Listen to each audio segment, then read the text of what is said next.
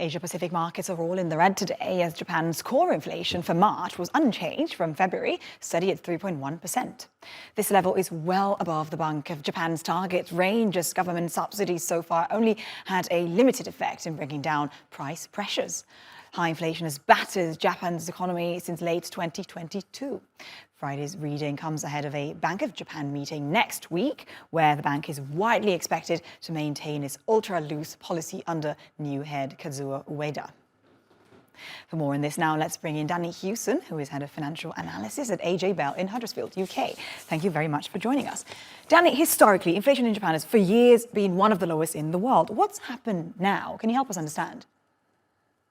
Well, I'm afraid Japan has fallen victim to exactly the same things that are affecting much of the rest of the world. The price of energy has gone up, the price of production has gone up. But Japan has got a specific issue in that because of its ultra-low interest rate policy, it devalued the currency, which meant the amount that they're paying for imports has also increased, which of course has just added inflationary pressure. That said, when you're looking at Japan's numbers, when you compare them with the 10.1% here in the UK, 4%, and where we are currently at 3.1% looks pretty good. Right, and saying that, then what do you expect will happen then next week with BOJ's meeting? And also, what's the outlook, in your opinion, for supply-driven demand and inflation in Japan at the moment? Yeah, I mean, we are expecting next week for the ultra-low policy to remain in place.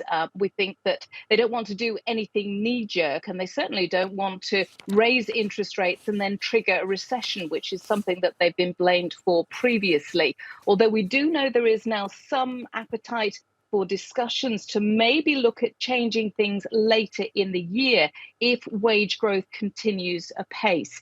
As you say, Japan has had ultra low inflation, and it did reach a 41-year high back in January, although the last 2 months have seen it come down a tiny bit. Japan does think that just continuing with the way things are at the moment, particularly if you head into a situation where the rest of the world starts to really slow down, then that could also have an impact on inflation.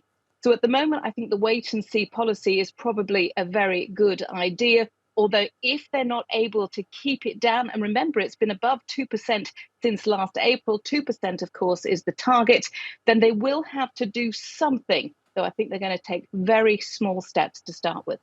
Danny Hewson, thank you very much for this analysis on Japan.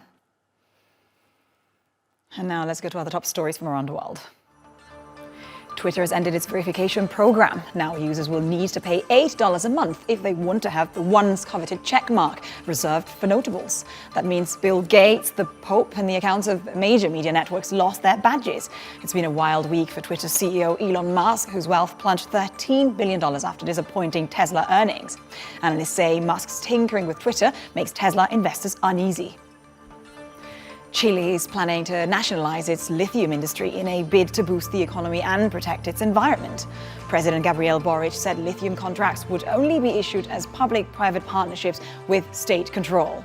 The decision comes at a time when electric vehicle manufacturers scramble to source battery materials as more countries move to protect their natural resources. And finally, Germany's Volkswagen says it will invest $1 billion in China as its sales have slumped over the last few years in the world's second most populous country. The $1 billion price tag is for a new innovation center in China that the company hopes will boost domestic purchases of new models and help Volkswagen compete in China's growing electric vehicle market. And that is all from business for now.